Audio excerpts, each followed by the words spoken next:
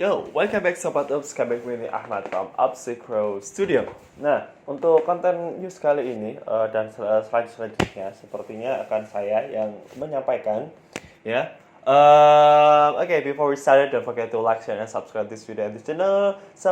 Follow our Instagram on Upsicro Studio and support our studio on Patreon. And let's go in the first news.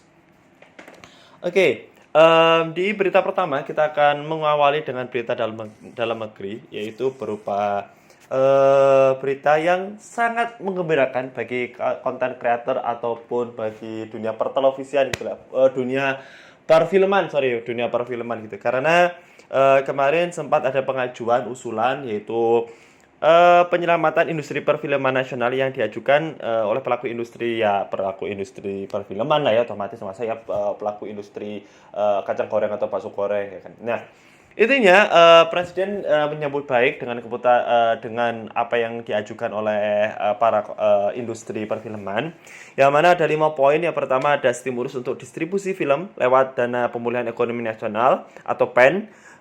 Terus 2, ada kampanye kembali menonton di bioskop yang berkoordinasi dengan Kementerian Kesehatan dan Satgas COVID-19. Ya, intinya pokoknya mungkin nanti akan ada swab atau ada ya rapid test atau apa semacam itu untuk ketika memasuki ruangan bioskop gitu. Nah, terus ada keringanan pajak hiburan atas bisnis film Indonesia ya, karena kan salah satu devisa tertinggi bukan salah satu sih, devisa yang lumayan menyumbang tinggi itu kan juga dari perfilman gitu kan ya. Nah, terus ada yang keempat yaitu adalah langkah cepat, nyata dan tegas memberantas pembajakan film yang ya kalau di Indonesia sekarang itu masih marak ya, karena mungkin dianggap masih legal gitu kan ya, atau mungkin lebih biasa gitulah ya melihat film-film bajakan. Nah, terus yang kelima yang terakhir adalah percepatan vaksinasi bagi para pekerja industri film gitu kan ya. Kemarin kan ada yang sempat cekcok ya kan antara FTV dengan reality show dengan show-show yang ya di TV-TV kan ya. Nah, sehingga menjadikan polemik. Nah, ini pengennya itu vaksinasi itu juga diberikan kepada para pelaku industri kreatif di perfilman. Dan juga mungkin ya kan itu juga kan ya, kita juga butuh gitu kan ya vaksinasi dari pokoknya industri kreatif gitu kayak entah itu animasi, perfilman itu sama aja gitu.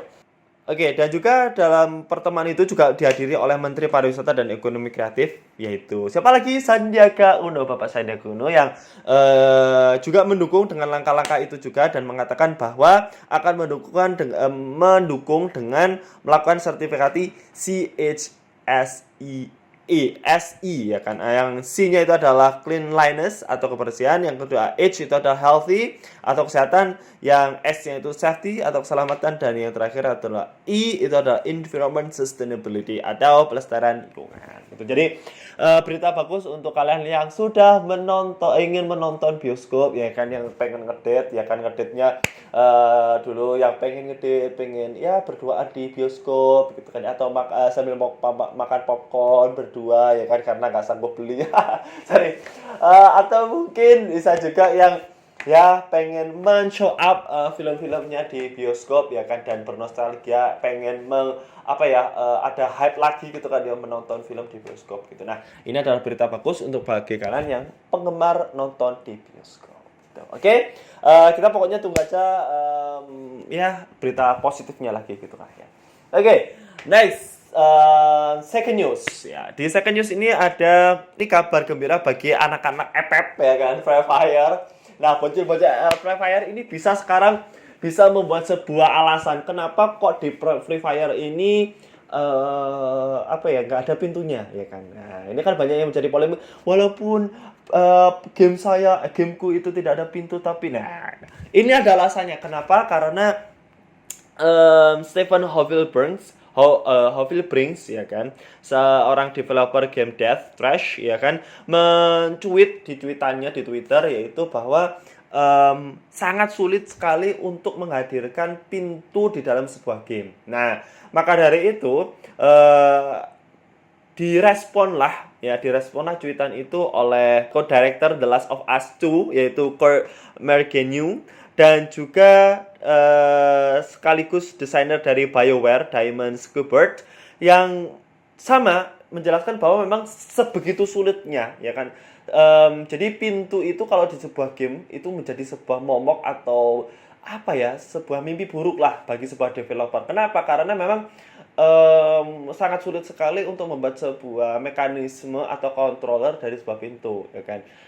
Karena gini, banyak kemungkinan nih para NPC atau karakter nantinya ketika melewati itu tuh pintunya itu mulai dari terkunci atau sudah terbuka, terus di situ pintunya itu bukannya cepat atau lambat, terus terbukanya itu mau full terbuka semua atau cuma setengah atau seperempat, ya kan. Terus mau di situ juga kalau kita mau game FPS nanti akan ada kan kayak bullet penetration, terus di situ kalau misalkan di bom itu mau berkeping sampai berapa. Nah, itulah yang dipikirkan, banyak kemungkinan seperti itulah yang membuat pusing banget para developer. Nah, ini sekelas Naughty Dog, ya, studio Naughty Dog, BioWare itu kesulitan apa lagi sekelas studio kayak kita ya.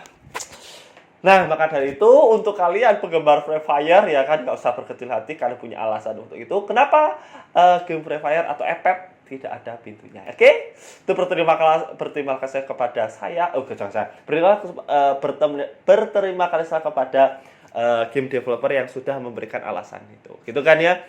Oke, karena gini, untuk membuat sebuah game game dengan ada pintu itu bisa berbulan-bulan untuk membuat pintu itu tidak muncul bug, karena banyaknya muncul bug itu juga gara-gara pintu itu gitu. Gitu aja berita untuk kali ini. Kalau misalkan ada kesalahan, saya minta maaf. And if you like this channel and this video, don't forget to like, share, and subscribe this video and this channel. Follow our Instagram on Obstacle Studio and support our studio on Patreon. And bye bye. Sobat Ops in the next news.